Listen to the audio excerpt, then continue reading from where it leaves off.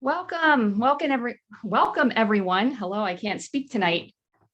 Thank you for joining.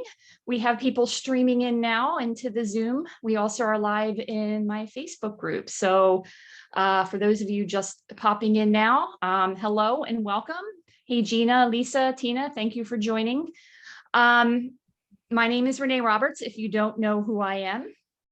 I'm a functional nutrition counselor, vitality coach, and founder of Nourish to Live RX, and your host for these bi-weekly workshop series where I typically have guest speakers come in and talk to you guys. So just a few logistics before I get started. If you have any questions at all, if you are in Zoom, have any questions, feel free to type in the chat box or the Q&A box, and I will keep an eye on them. And if you are on Facebook, feel free to comment and I will keep an eye on the Facebook feed as well. So let me welcome our guest speaker, Vanessa. And Vanessa, let me pull up her little bio. So Vanessa Armstrong is going to talk to us tonight about busting the myths, basically, about why keto works or why it doesn't work. And she'll give you the clarity to see if it's something that you might like in your wellness toolbox. So Vanessa studied to become a certified health and life coach, and she launched her business called Keto Buddies to help others who have suffered physically, emotionally, and even financially from the effect of their weight. She's passionate about helping the next person, and she advocates using a keto and low carb approach combined with powerful science and practice of identity and habit change in her coaching programs because she knows what it takes to lose weight differently and keep it off. So welcome, Vanessa. Thank you so much for coming. I should let you guys know Vanessa is connecting all the way from Australia. So it is 11 a.m. her time, which is, I guess, not too bad. So on Thursday, a day ahead. Yeah, day ahead of us. So welcome. I'm going to go ahead and pass it over to you. I'm going to go off video. If I will come on with questions, I will keep an eye on the chat, and you go ahead and let us tell us everything about keto. Okay, thank you so much for being here. It's a real privilege to share this time with you and your audience. So what I'd like to present to you today is kind of like a version of my workshop called the 3-2-1 of Lazy Keto, and lazy is not dirty. I've tried to pull out those myths and things like that, and we'll highlight that and go through it today. And we will have time for some questions, but if something's burning, like Renee said, pop them in the chat and she'll guide me on that. I think I'm not going to watch the questions. I'll leave it to Renee. And there's actually already one question. Okay. Just to let you know, can you tell me if there's a different keto dieting method for male versus female? I don't know if you want to answer right now, or if it's something you're going to talk about during your chat. Sure. Like, I think that men have it a little bit easier than women. Our hormones come into play a lot more. And so, yes, there is a different way of doing it. Kind of, we need to be a little bit kinder and gentler with ourselves, our mind and our heart, and have a little bit of patience in regards to how our body reacts. So there are some differences, and you can go into the really finite details about if you were still menstruating, what you could do kind of pre that in regards to cravings and stuff like that. So there can be some differences, fundamentally similar. So let me just try and make sure. Okay, here we go. So did I jump to there? Yeah.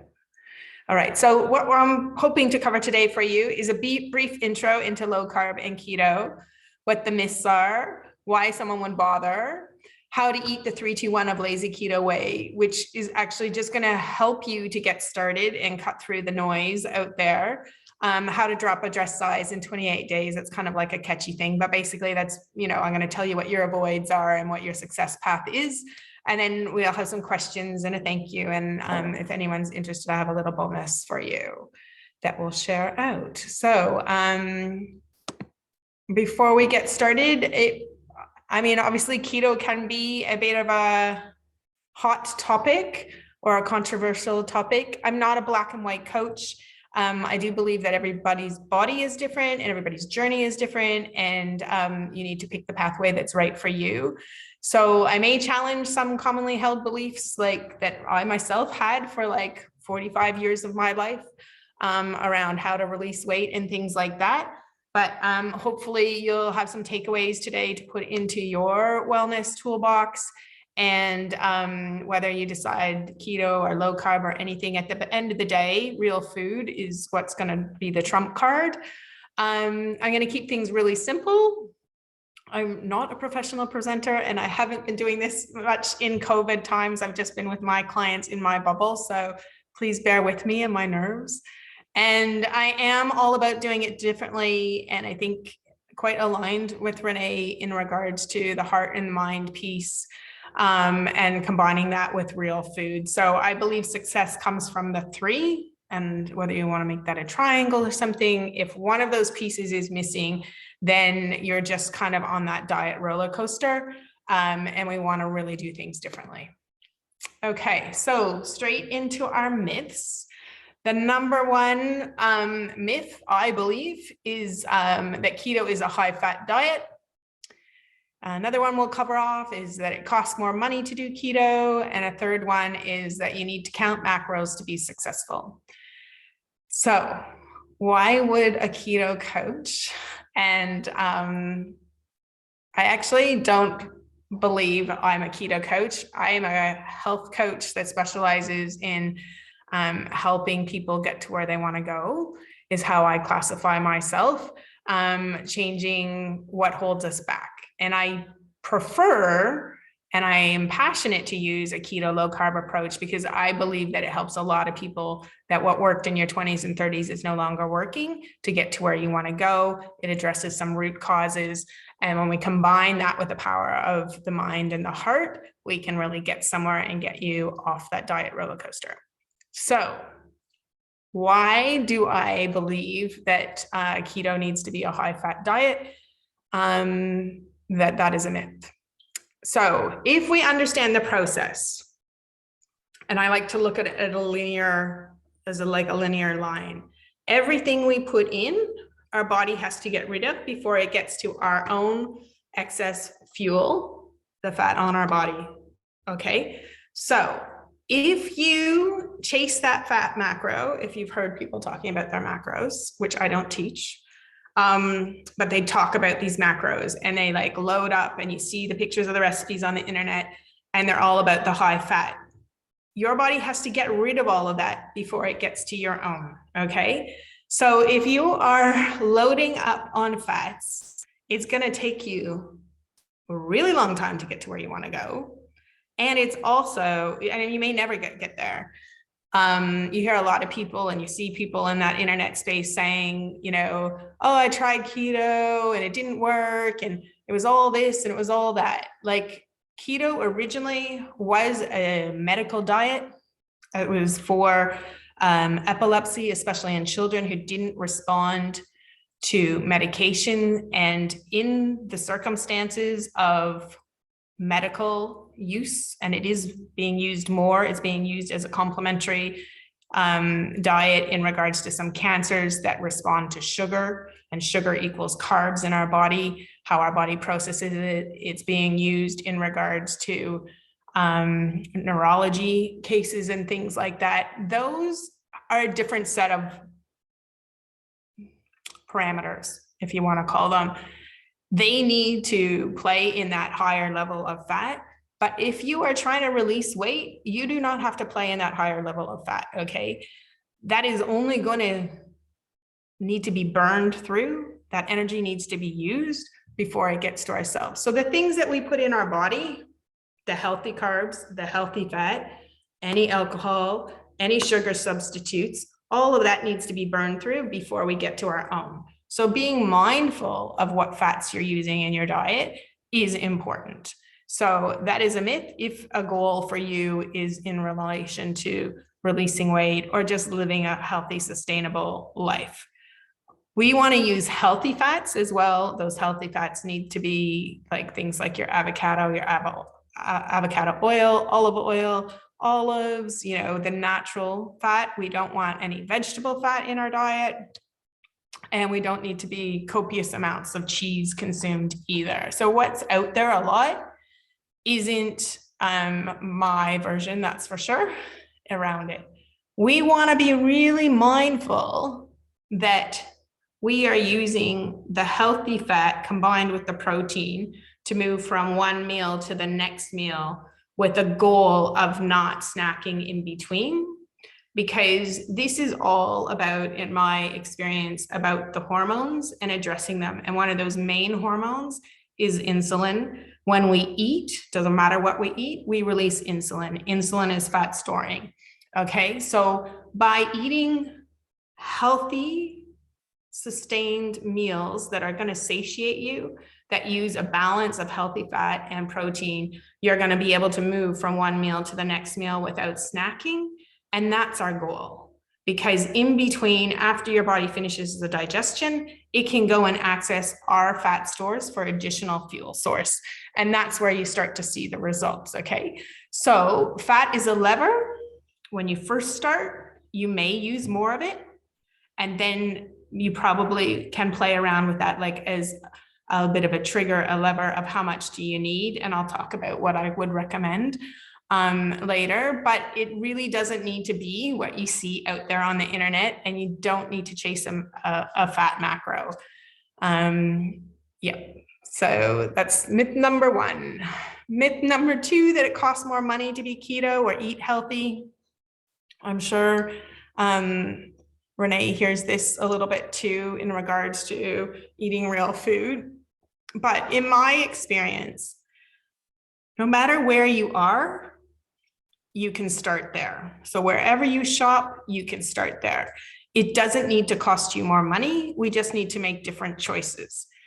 My experience with my clients is that if you do your planning, you know what you're going to cook, we shop wisely, we are wasting less food, plain and simple, less food. We are snacking less. There's less purchasing of all those snacks, all the packaged food, all the sugar, all the impromptu additional drinks and things like that. When you start to connect to fueling your body with the real food, you eat less, you are more satiated, and you will ultimately spend less money, and there's less wastage. So at any point in time in your journey, you eat the best version of that you can afford.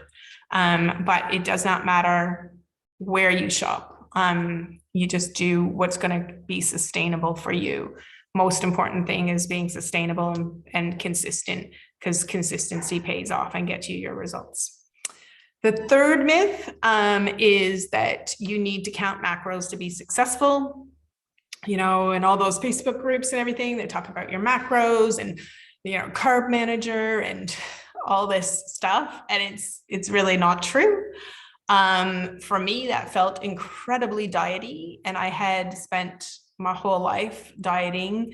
Yes, obviously you lose weight and then you put it all back on, you put extra on and all that kind of thing. And with each time there comes more shame and things like that. So as I came to a keto low carb life, I could not possibly fathom, nor did I have time to put everything in an app, to measure, weigh calories, like, you know, that's bordering on all the other diets and everything. And it's just not sustainable. And I find when people come from that approach, it's a diet instead of a way to fuel your body as a lifestyle or a choice in your toolbox. Okay. So you can most definitely release weight and heal your health goals without counting macros. So I don't want anyone not to start because they think it's too complicated, I can't do that, or anything like that.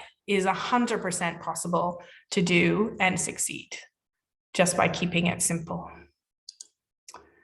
All right, so why would someone bother to do keto or low carb? And I guess, you know, we've been bombarded for a long time about the only way to release weight or to stay fit is to cut calories, go to the gym, right? Like, And that simply isn't true, because if I use myself as an example, I mean, I would cut calories. I could eat lettuce and I could gain weight. And I would have personal trainers, and then I would go to the gym for a period of time, and I would feel so uncomfortable that I wouldn't continue. It wasn't possible to be consistent, and you couldn't cut calories for so long and ultimately sustain that either. So for me, 100% hormonal very early in life. For a lot of people, the hormones don't necessarily come into play until, that 40s, or we've had children, or, perimenopause, menopause, etc. So everybody's circumstances are different. But at the end of the day, what we get to see is that a keto or low carb buys you the time, gets you the results to then work on the heart and mind piece, to believe that you deserve something different, and to make choices for yourself to fuel your body with real food, first and foremost, right? Whether you stay keto for forever or not, you want to get to the base where you are making choices. Am I fueling my body with the best version of?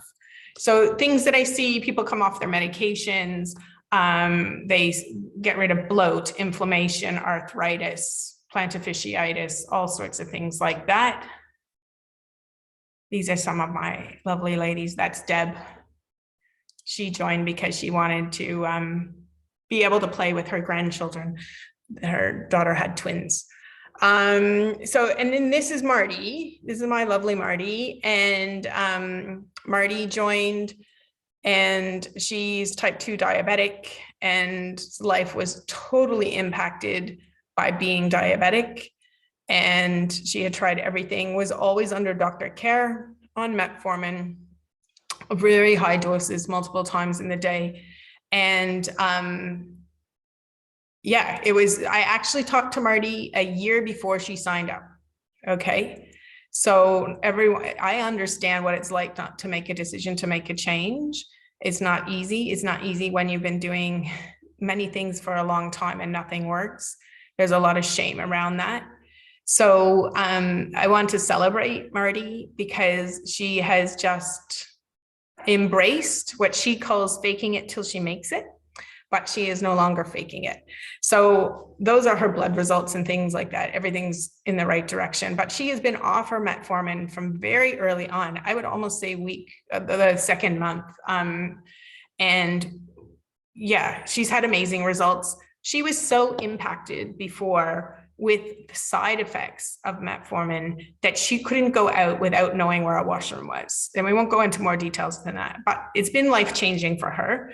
Her whole life with her family has changed. They're now like actively out doing things. She goes to the gym now. She's never done that really before, etc. So it's life-changing. And all of the weight loss is the side effect. And that's what I like to say, like, we need to heal our health. We need to get healthy to release the weight, not release the weight to get healthy. And when we can kind of reframe that we're just chasing the number on the scale, we can make it more sustainable. So that's me, but we are going to be tight on time. So I'm not going to go into my story, but yeah, if anyone has questions, we can talk about it later, or you can see it on the website. So low carb versus keto. As I said, want to keep it simple, and then there are differences. So some of these main differences are in the ingredients, in the amount of carbs that are consumed, and carbs equal sugar, how our body processes them are the same. The range that we play in for those two things. There's a difference in the metabolic state. So one is a glucose burning body and one is a fat fueled body. There's differences in the speed of the weight release and the health healing. So why you would choose to do low carb versus keto comes to your motivation and your current situation. But what both of them have in common is that they are both better than the standard American diet. They are both better than that Western food that we're eating, the processed food, the highly marketed, the majority of the aisles in the grocery store. Okay. So why you would choose one or the other, we're going to go into, but the differences are subtle, but they can really impact your results. So low carb kind of looks like this. It has a wider range of fruits and vegetables than keto. It uses flour substitutes more so, depending, some of them will overlap. So you will see people that are keto that eat bread substitutes made with almond flour, but in a low carb one, you could go wider ranging, like with it's a chickpea flour and things like that. So more yogurt will be consumed, some ancient grains, etc., can fit in that low carb range, all dependent on how everybody's body reacts to it. I like to use low carb as a maintenance range. I like to use low carb as a starting range. So depending on where people are in their journey and what they eat like currently, we may want to start, or you may want to start with a low carb transition and then feel comfortable. You're reducing your processed sugars and your processed carbs. You're introducing more healthy foods. And then from there, you should see results, absolutely.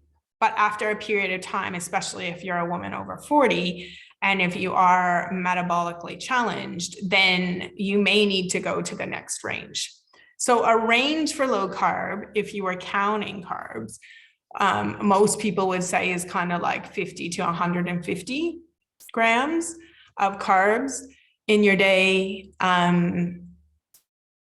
So that's kind of a guide. I don't teach counting or anything. I think it's about connecting, getting a clean base. And am I hungry? Am I not hungry? Am I satiated? Do I need to eat some more kind of thing? So that's kind of the look of what low carb looks like. And then if we kind of compare a little bit of what keto looks like. So keto has a different selection of fruit that would be involved. It would be more to the berries versus like mangoes and bananas and such like that. We rely heavily on the leafy greens. Protein remains the same between the two. We have a slightly different selection of nuts. We avoid grains. So in a keto sense, grains are inflammatory.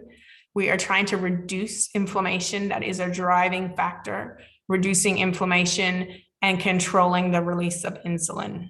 Very driving core factors in a keto approach for a sustainable approach. Okay, so I consider keto to be a weight release mode, or a mode where if you're really trying to change some medical conditions, lifestyle diseases, etc., it really has a good impact there. The range that you play in is about 20 grams. And keto avoids carb creep. Low carb is really easy to go from that like 50 to 150 to blow out to 600 or something like that. It's really, really quite easy to do. Low carb, people start to get into a lot of products, sometimes as well with keto.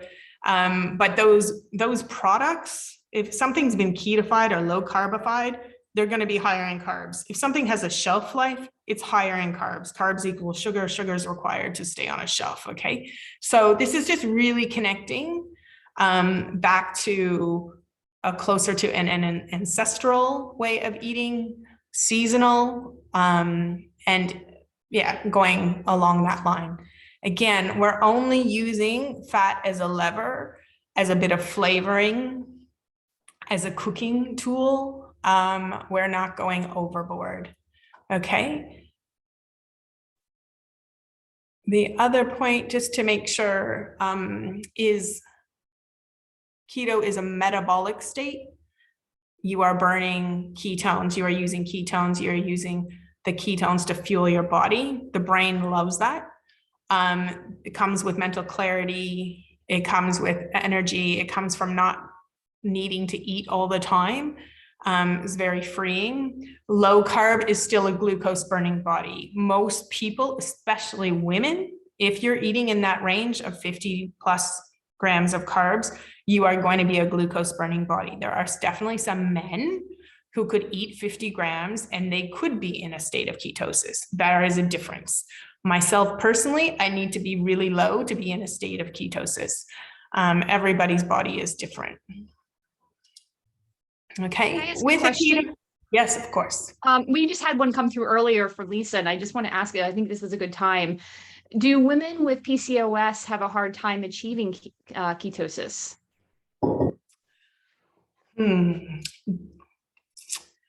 Look, I think it depends on, there's different forms of PCOS, but if their PCS is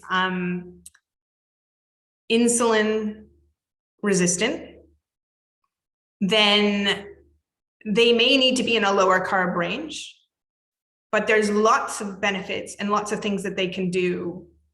And I'm happy to give a couple books that I really love that reference and help PCOS using a low carb or keto approach. And there are some supplements that work really well. I don't know if they're aware of them or not. I don't sell any supplements, so it's just coming from experience based on client results with PCOS and stuff. Yeah. Okay.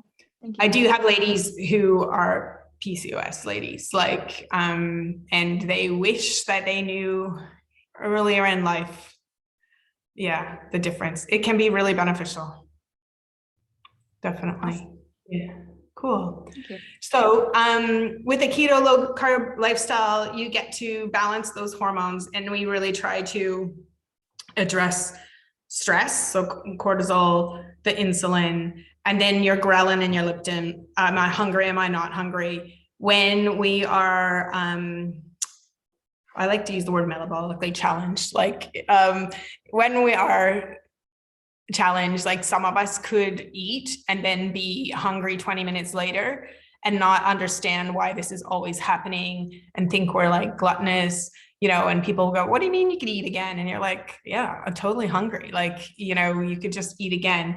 And with those kind of things comes cravings. Like when you have cravings and then you have shame and all these things happen around food, it isn't all your fault, okay? Yes, we sometimes have an overreaction, and then we have the connection to emotional eating. But at the base of it, it's hormonal, and that's what needs to be addressed. And a keto or low carb lifestyle buys you the time to work on those, and then the time to work on the emotional connection that has come up over time as a reaction to food and how we feel. We start eating not for fuel, we start eating for emotion. And so you can work on that heart and mind piece when you are seeing results and not starving like you do when you're doing a typical calorie cutting diet. It really gives you the hope that you need. Okay, it really helps, and I see it, and I'm blessed to work in this space, to see people reverse lifestyle diseases, to improve their life, to be out there like riding horses or playing with their grandkids, you know, going to the gym, which they never ever would have done before, doing park runs, things like that. Like I don't push anyone to do any exercise. I hate the word. You know, we aim for some movement and things, but there are some people where they start, that's just like so far away. So the fact that you can get results by just changing the food and not being hungry and not counting calories is life-changing. So they're great options to get off the diet roller coaster and to gain freedom. You just need to know when to use one or the other and match them up with your goals and where you are in your life. Okay, so I want to walk you through kind of like what I teach my clients, so that they feel that this is not a diety experience. So I call it the 3-2-1 way. And here we go. It'd be quite simple. So 3 serves of protein the size of your palm, male or female. If you're male, your palm's probably bigger. It's a guide. Okay, all of these things are a guide. Once you get a clean food slate, once you get that processed food out, the cravings will reduce, and you will know whether or not you need more or not. Your body will tell you. You'll be able to hear those messages when we're coming from a really like sad American diet, like the SAD diet, standard American diet, is really hard to hear the messages that our bodies tell us. It's really foggy in there, and it's foggy up here, and we think the way we're living, like this sluggishness, etc., is normal, and it isn't. Like it isn't. It's just, yeah. So take these as a guide. If you're hungry, eat more. At some point in time, your body will tell you what it needs, okay? So none of this is about starving yourself. We're going to start with protein the size of our palm. Protein looks like fish, sardines, seafood, beef, chicken, game, lamb, meat, pate. I like to put pate and liverwurst on there because I'm not adventurous with my meat. I'm not actually a big meat person, and you don't have to be to do keto. So that is a myth as well. So, there's good nutrients in pate and liverwurst. Eggs. So, any kind of protein. If you're vegetarian, I do coach vegetarians, and we have great success. You would think that they would have been the healthiest people, and they thought they were too. But they've come for a reason. Either it is weight, or they have a lot of inflammation. I had one lady, and she came to me just before her 65th birthday, and she had retired early. She was about to move houses because the house she wanted to buy didn't have stairs because she couldn't do stairs anymore. She had lots of trouble with her feet. She had been vegetarian for over 35 years. When she reduced the legumes, her inflammation just dramatically changed. She was able to walk again. She was able to add movement to her life. She didn't need to move houses, etc. So for her protein looks like chia seeds, some tofu of a high quality. It's important in the vegetarian range to, if you're choosing soy products, that you do get organic. A bit of yogurt, hemp seeds are amazing, that kind of thing. So protein can look in a vegetarian way. And there's a great book called The Ketotarian by Dr. Will Cole, if anyone is in that realm, to go into that a bit more with you. But basically, eat your protein, 3 serves in your day. If you're a 2 meal a day person because you're eating when you're hungry and you're not hungry in the morning, for example, or you're hungry more midday, whatever that looks like for you, we're not cutting back the protein portion if we are cutting back our meals. We are taking the 3 serves and putting it into 2 meals. And if you're a 1 daily meal person, which you might hear the term out there, OMAD, some people do that some days, and now intermittent fasting is very fashionable, etc. You're still maintaining that protein that you want in your day. You're just putting it into your other meals. So that is really important. It's also important, I really advocate for eating your protein versus drinking it. And I think that that's important because, one, the quality of the shakes out there are disastrous in most cases. So if you are going to do that,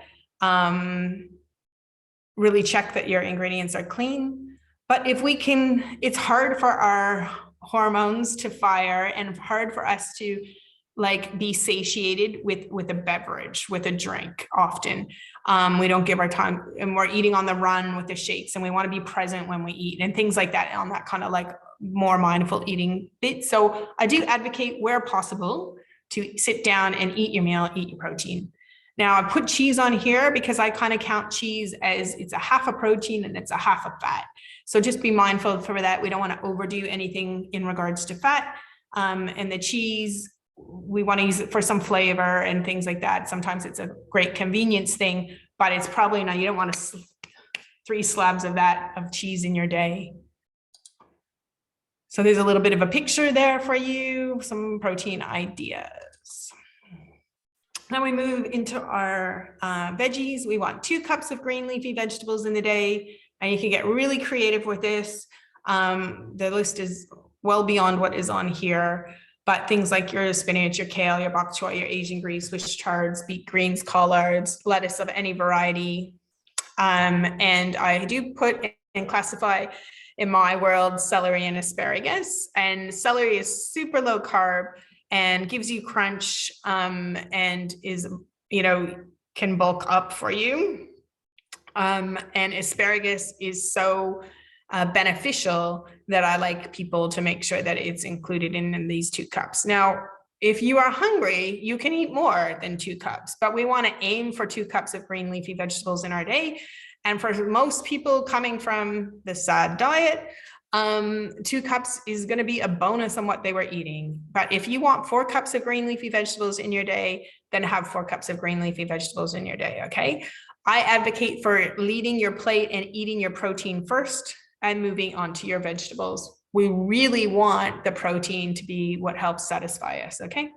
Again, when you're starting out, if you want more of any of these, then have more of them with the mindful goal that we want to eat a full meal and move to the next meal without snacking in between. That's the goal. When you first start out, that may not happen, and that's okay, but that is the goal, because every time we eat, we spike our insulin, okay? And we're trying to control that spiking of the insulin, the hormone. We are trying to eat, allow our body to digest, and then allow our body, because it's in a state of ketosis, to go and access our additional fat stores, our energy stores on our body. If we snack, if we get up and we have breakfast, and then we have 10 a.m. snack, and then we have lunch at 12 o'clock, and then we have our 3 o'clock hit of a snack, and then we come home and we have dinner, and then we probably have something a little bit after dinner while we're watching Netflix, your body has next to no time to access its own fuel source, okay? It has to take hours, couple hours to digest, and then it wants to get into accessing your own fuel source. And we're just not giving it the opportunity to do that if you are always snacking. So eat a meal that is not carb loaded and that is protein based with using healthy fats and your veggies as your carb source. Then you are going to be satiated and be able to, you'll be surprised how quickly you move between without snacking. So we've covered the 3. Protein the size of your palm, 2 cups of green leafy vegetables as a target, and 1 cup of above ground vegetables daily. So your cucumber, your zucchini, asparagus, cabbage, broccoli, broccolini, cauliflower, mushrooms, blah, blah, blah, like peppers. You can use a splash of tomato for color and a little bit of onion for flavor. We don't want to go nuts on those 2 because they do have the fructose in them. And even though it's a natural sugars, we're trying to avoid, okay? So we want to go 3, 2, 1 in our day. And if you do that, you will be under 20 grams and you will be in ketosis and eating real food and fueling your body that way. So with any kind of little rule or something like that, there's always like a plus. And I guess this is where the fat comes into it. And it is just a plus. It's not a serving. Okay. This is how I think that people get really good results, and that it's sustainable and you can feel good about what you're doing. Is that we use healthy fats, our butter, our ghee, our olive oil, our avocado oil, coconut oil, lard, avocado itself, olives, etc., to cook with and to sauce with or to eat on the side, like our olives and our avocado, obviously. So we don't want to go overboard. We want to use our healthy fat as a lever to help us to move with that protein from one meal to the next meal. That's the goal. In your day, what that would look like, you know, a couple tablespoons, 3 tablespoons between cooking and saucing. That's kind of a guide. Initially, you may use more, and that's okay. You'll use that to help you, again, to avoid snacking because you're spiking your insulin. And then, you know, you can pay attention. If you are using more and you're releasing weight or you're hitting your targets and you're feeling good about like your inflammation's reducing, your sleep's improving, and everything's working for you, then good, don't change it. Eat what you're eating. If you get to a place where you're like, oh, I'm not releasing weight, or, you know, I'm not hitting these other goals with my blood sugars or whatever your motivation is, then it's something that can be looked at. The other plus drinks, like what do you drink in this lifestyle? Well, predominantly water is your best choice. Sparkling, mineral, sorry, that doesn't make sense. It's still water, sparkling water, whatever. You can flavor it with some citrus. I don't mind if my clients put a few berries in it, etc., for a little bit of like flavor, cucumber, etc. You know, they now make the herbal tea bags that can go in as well, things like that. You want to avoid the sugary substitute drinks where possible. I eat them if I go. I have them when I go out. Like if I wanted a Coke no sugar, but I wouldn't have it daily in my life. Now, a Coke no sugar daily for someone else who's coming off of Coke, like full blown sugar, that's something that you may need to do. So everybody has a different stage in relation to that. Coffee's black is best. No sugar in any coffee form. You need to move to a substitute. Is that something you had? And then work on a bit of a reduction policy around that. If you're putting milk is sugar, the lactose in there. So ideally cream would be a better choice. Sometimes people use almond milk. You would avoid the oat milk, that's too high in carbs. And the almonds also are high in carbs, okay? So you want to not be having, if you're having a lot of coffee, then that's something you'd want to have a conversation with about this strategy around how you drink your coffee, so that you're not pumping up your carbs. If you are having coffee and it's got anything else in it, and you wanted to pay attention to intermittent fasting, that coffee with something else in it breaks your intermittent fast, okay? A coffee with something else in it in between meals also is interrupting, and it should be counted as in your mind, I'm spiking my insulin, because you are. Black coffee is okay. We want to have the goal to avoid snacking between meals. If you get hungry before your next meal, before that 4 to 6 hour mark, look to the meal before and say, oh, next time I need to have a bit more protein, or I need to have a bit more healthy fat, or a bit more vegetables, and start to pay attention to what meals get you through and what meals make you hungry. Like for me, chicken breast will make me hungry. If I have chicken breast, I need to have avocado basically with it. And that's a bit of like understanding of what will come up for you. I do advocate for a bone broth a day. You don't have to make it yourself. It's so good for your gut health and satiation and all the rest of it. Magnesium is the only supplement that most of my ladies need to take. Apple cider vinegar is really good to incorporate into your lifestyle, and don't be afraid of pink salt. So that's a little bit, that's not good photography or standout or anything like that, but that's a bit of what a plate can look like. They're quite boring ones actually, but basically super simple. So like the first one could be a breakfast, or it could be like a work lunch. Like you've got some boiled eggs, a bit of cheese, some macadamia nuts, and some spinach, or you can have bacon and eggs, for example, with some spinach, or mushrooms and some spinach and eggs, anything like that. The protein following that guide, sort of looking like the size of your palm, some salmon, a healthy fat as your avocado, some green leafies, and then the other plate has your above ground vegetables on there and some protein. So there's just a simple little visual.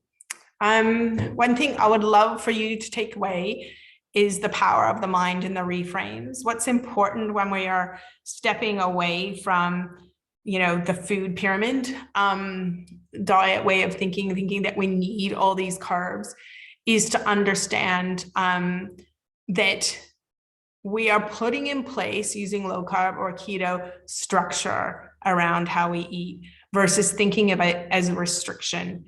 Think of it as understanding the fuel that works in your body. And you may not understand that now, you need to give it a go kind of thing. But if you're addressing the hormones and you are seeing results and it's working for you, to be able to understand and think about things in a way that this isn't restriction, this is a choice. And I'm choosing to fuel my body with real food as your leader. I'm choosing to fuel my body in a way that gets me better sleep, better energy, reduced inflammation, weight release. I'm choosing to fuel my body with real food is a form of self-care, self-respect, self-love. Okay, so we don't need to think of it about in a way of restriction. We can think about it in the way that I get to eat all these foods that give back to me, and then I get to show up at the best version of myself with the energy I want to get through my day and things like that. I really also want you to know, like, that nothing is off the table. Like, I love carbonara. And if someone told me I couldn't have carbonara, cheese, or bacon for that sake, that's like why no diet ever worked. You know, it's about choosing when you have those foods, choosing the best version of, and making it from a place of power and choice instead of from an emotional tie to food. I'm too tired. I had a bad day at work, had a fight with my partner, etc. I'm just going to order takeaway, right? Like, so there's times to place those foods that we really love in our life and in our week or in our month or whatever that looks like. There's a way to do that. I like to advocate that this is a marathon. It's not a sprint, but within the marathon, we can have sprints. So some of my ladies will be low carb, but then they'll put in periods of time where they're keto and they'll cycle low carb to keto. In low carb, you have the option to introduce more vegetables and to introduce more fruit. And someone may really like summer and like to eat more seasonal fruit. So great, go low carb in that season. And maybe you spend, fall and winter in keto. That helps them to maintain and live a life that keeps them eating real food to fuel their body versus getting back into that processed food world and marketed kind of food. So really trying to reframe marathon versus sprints, that you're trying to get off the diet roller coaster, that you're choosing self-respect, self-care, self-love versus a mindset of restriction, and to understand where you want to release weight and where you want to maintain and what that can look like and how that will both work for you.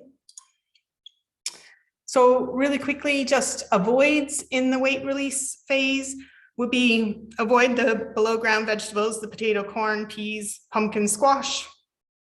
100% we do not get fat on those.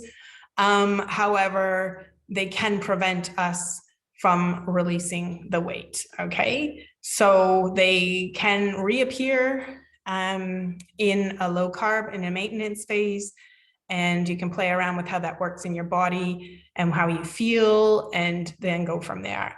We want to avoid the sugar and processed carbs. Carbs equals sugar, sugar equals carbs. They're the same in our body, how they get processed. And yes, they are predominantly what made us fat. So packaged foods marketing, even something with a keto label, I advocate for avoiding.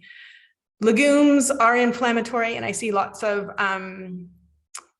people getting past things that hold them back, the arthritis, the plantar fasciitis, things like that, better sleep when those are reduced, if not removed from some people's diets. You can play around with those. Artificial sweeteners should also be avoided. So just to help you with implementation, here's a few top mistakes and how to drop a dress size, pretty much. Top tips for sustainable success: plan. You have to plan. If you don't have a plan, if we fail to plan, we fail, basically. Avoid snacking. Again, that's just the science of what we're working with. Understand most hunger is thirst. Always go to water first, please, and then check in with yourself. Our body is so clever. We can be dead in 3 days if we don't drink, but we can go a really, really long time without eating. So it shows up as thirst, our hunger. Bone broth a day, basically, and my clients know, keeps me away. It keeps me really happy. They call it their cup of love. Eat when you're hungry, not by a clock. That's really important. Start to check in with yourself. Am I hungry? Am I not hungry? Slow down when you're eating. Be mindful. Our body, is just going to store. It will store your keto food if you're in a heightened state of stress. It doesn't matter what you're eating. If you're stressed when you're eating, it's not going to serve you. Close the kitchen. Get into the routine of closing the kitchen, especially after dinner. Close the kitchen, brush your teeth, and step away from evening snacking. Celebrate daily. This doesn't have to do anything to do with weight loss. It's about, hey, I felt great today. I had energy to do what I wanted to do today. I had a great sleep. Things like that start to connect to the fundamentals of the health.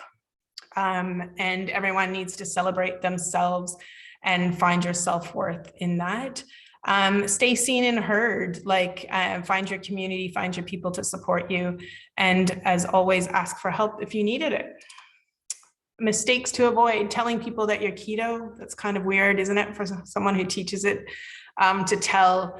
I think that there's so many people, you say the word keto and they think that you're chasing fat and you're going to kill yourself. I think that it's just better if it has to come up in a conversation. I'm avoiding carbs, I'm cutting back on my sugar, that kind of scenario, especially when you're starting out. And if you're perhaps not as familiar with the science, like really let your results speak for yourself, let your happiness, your confidence, etc. And if someone wants to know about what you're doing later on and you want to go into that, then you can tell them. At the end of the day, it's nobody's business. If you're just looking after yourself and fueling your body with real food. Avoid the artificial sweeteners. Your body doesn't know the difference. Most of them spike your glucose the same. So that's important to know. Keto products, it's someone just trying to sell you something. So eat real food, really be mindful if it comes from a package, no matter what it is. Eat your protein versus drinking it. Avoid snacks, even keto snacks.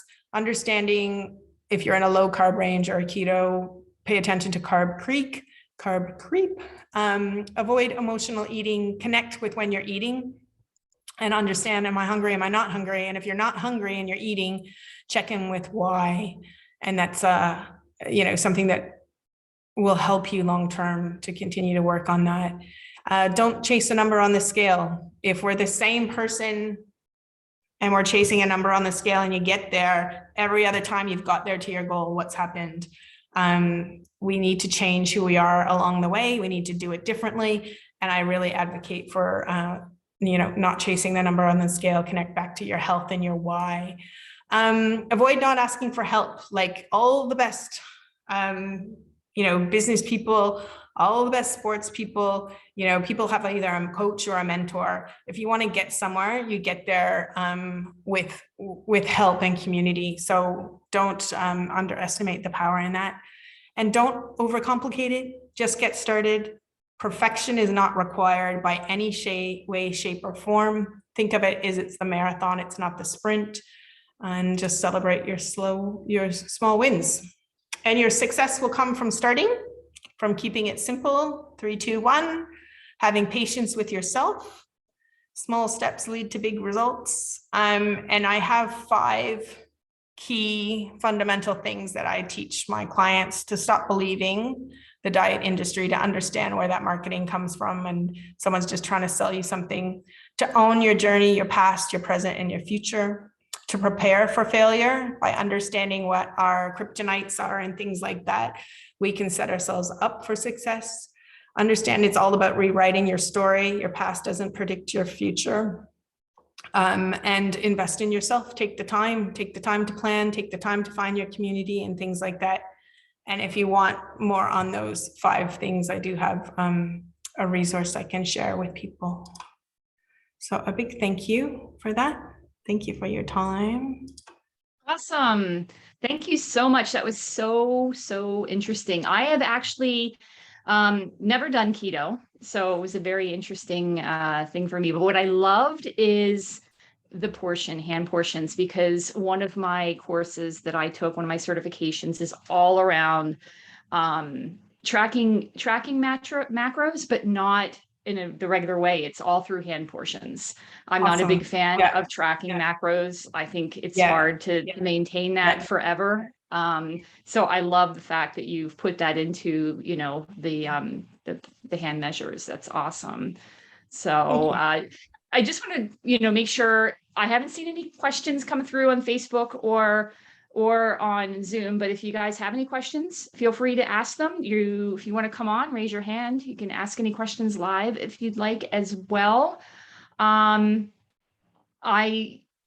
think you've answered. I was keeping track of some questions, but I think you've actually answered all the questions that I have. So I'm good with questions, which is funny because I usually have a bunch, but you did go through everything. So I will put some information in the chat because I have your contact info, and everybody who's been on my in my workshops before, you guys will get information tomorrow with some with her information, and Vanessa can send you an email as well with all her information. I will put some information in the chat. I don't see any questions coming through, so I'm just going to copy and paste some things. I do have a few announcements if there are no questions either. But anyway, all of Vanessa's information is there, her website, Instagram. She has a Facebook page. You also have a Facebook group. Yeah, I have a as ladies well. Facebook group. I do coach men and women, but my Facebook community is female based. And I have some free resources that I'll pull out specifically for your audience, but there are other ones available at the website. Okay. If that Awesome. is helpful for people as well. But what I'll send in the email, I'll do something a bit different than what's on the website for people. Okay. Lisa has Yeah. a question. She raised her hand, so I'm going to bring her on to talk. Okay, Lisa, you can unmute yourself and ask your question. Okay, thank you so much. Vanessa, I've been on keto now for, I don't know, I would say probably 5-6 months. I do have PCOS. At the time I was diagnosed, I'm 57, so I was diagnosed when I was 19. They told me, yeah, they told me it was just a hormone issue, and that all I would have to do is take fertility drugs to get pregnant. So I was not overweight. I did not have acne. What I had was a lot of hair on my face and on my legs, you know? But anyway, so only recently I've discovered that PCOS is a metabolic disease. It's not a hormonal disorder. And it's caused by a genetic anomaly that happens, and you're more prone, much more prone to diabetes and metabolic syndrome. So, I mean, I've never consumed a lot of sugar in my life, but certainly I was a runner for 35 years and I consumed a lot of carbohydrates.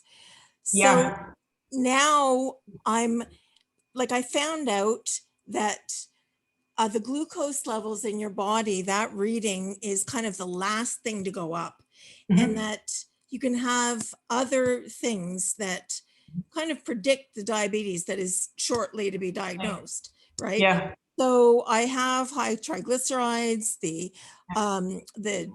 fat in the midsection, the high blood pressure, you know, so I had that host of things. The only thing I didn't have was the glucose. So they never diagnosed me. So I went on keto when I learned that all this, and that keto was the way to deal with PCOS. But I am struggling to get into ketosis. I really am. And I wanted to listen to your seminar so that, you know, I could see where I was going wrong, and I still can't figure it out after listening to you. That's okay. So yes, you're 100% right. Is like a lot of people, like you could be, you know, 5 to 8 years pre-diabetic before any blood work's going to show that you're trending that way. So it's really important to pay attention to the signs that are on our body, like you talked about. And also I'll add in there, if anyone, you know, skin tags are also a sign in regards to insulin resistance. When are you on any other medications? I'm on, so basically the insulin resistance has caused heart problems, kidney problems, liver problems. It's insane. Like, it's actually insane. So I went on keto and my blood pressure went from, be prepared for this, 220 over 130, which they've tried every medication under the sun. Nothing would help it. And now, after being on keto for a month, I would say my blood pressure is 119 over 70. It came down dramatically, but I'm not. Have you had your blood pressure medication reduced? Yes, I've reduced it extensively. Yeah, good.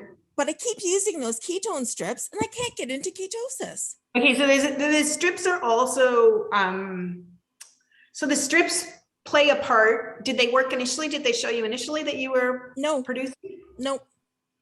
Okay. And any other medication other than your blood pressure medication that you take? That's it. Okay. So have you tried a week of being more just to the protein? Oh,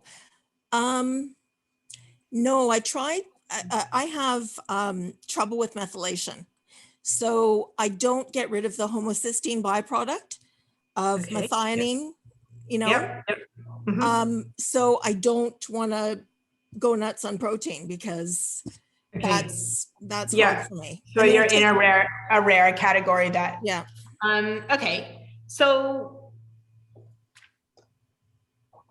what does your meal look like? What does your day look like in what you're eating? Like this morning I had a couple of fried eggs and 2 sausages. They're high in fat. I don't normally eat sausage, but so for lunch I'll have basically a Can smoothie. I ask, have you checked the packaging on the sausages? Because sausages grain. Yep. Okay. Yep. No, I checked it. I check everything I eat. I check all of the ingredients. So generally I either skip lunch or I'll do like a berry smoothie, you know, so I'll take some blueberries and raspberries kind of thing. And then for dinner, what's the carrier of your smoothie? The blueberry, raspberries, and? I put some peanut butter in there and some amino acids, and that's really, and almond milk, some almond milk. Okay. So I personally would cut that. We cut I cut the almond milk. I would cut the berries initially as well. So if you're having a problem, if you are really metabolically challenged, so you're on that high insulin resistance, I would avoid the berries and I would avoid the almond products. Okay. And I would avoid even nuts initially. So I'd give myself like a 2-week period where I'm really like staying to the green leafies and my protein source. And I would not use any synthetic protein. I would stick to that way. I would drink a bone broth and I would try really to use that food. I think another tool that would help you, and I didn't specifically, like I talk about it in this, because if you haven't moved to a low carb or keto lifestyle, then I think that the discussion around fasting is 1, way too much, and 2, fasting from a glucose burning body is like torture versus fasting from a keto burning body. Okay. So I think fasting for you could be a big tool. So, now I'm just to let you know, I agree. I mean, I've tried it several times. I do have like a hypoglycemia issue as well. So I've been able to slowly extend the duration of time that I can fast, but I'm still not up to, I couldn't do a 24-hour period. I definitely get side effects from not eating. So what does that look like? And I would also say though, like, if you start with removing that berry and the almond milk, right, and you're putting back in a protein salad base, like a salad, for example, in that meal, and then you have a higher protein dinner, and you push your first meal of the day. So what time do you normally have breakfast? Probably 10, 11. So even if you started out with like just trying to gain another 20 minutes, right? And then another 20 minutes. So you do one for like a few days, and how do you feel? And then at the other end of the day, I don't know, depending on like your social and who you eat with, like if you can bring that dinner 20 minutes earlier. And so you're achieving more fasting from doing some little things, some little shifts there. Okay. And then on a day where you do feel good, then you go, oh, actually, I don't need to eat my first meal. Okay. See how you feel that way. And you can use bone broth as a tool. Okay. So for people who I start fasting, I have them initially, they can fast with the bone broth because it's protein based and it will keep you satiated. And therefore you may avoid what you're saying you're experiencing as side effects with the hypoglycemia. So you still fasting works even if you're drinking bone broth? So if fasting for like inflammation and for weight loss purposes, it's a tool, right? Is it going to work for autophagy? No. Okay. So for cell, rejuvenation, it's going to break it fast. But for lots of other reasons, if it helps your body spend less time digesting food, then it can be a tool. Okay. I will try that then tomorrow. Yeah, it can just be a tool. But I think what you want to tap into is your body is showing you it is working, right? Like that blood, the blood pressure has I should tell you too, I got my blood work. I got extensive blood work done just very recently, and all of my blood work is better, like much better. Yeah. So I know it's working. I'm just not in ketosis. I know I'm not. Because of the urine strips, you're saying you're not. No, I don't find I've got that mental clarity that you guys talk about, which The mental really clarity is an odd thing. So when I started, so I'm 5 years now in this space. Okay. And when I started, it's a very male dominated industry. It's a little less so now. And all those guys, science and the doctors, etc., talked all the time about the mental clarity. Okay. And I was like, and I worked at the time, and when I started my own journey, I wasn't a coach. Okay. So I hadn't quit, and gone back to school, etc. So I worked from 6:30 in the morning till, I would get home sometimes 10 o'clock at night. I traveled all the time. I was like, really, really quite stressful and busy life.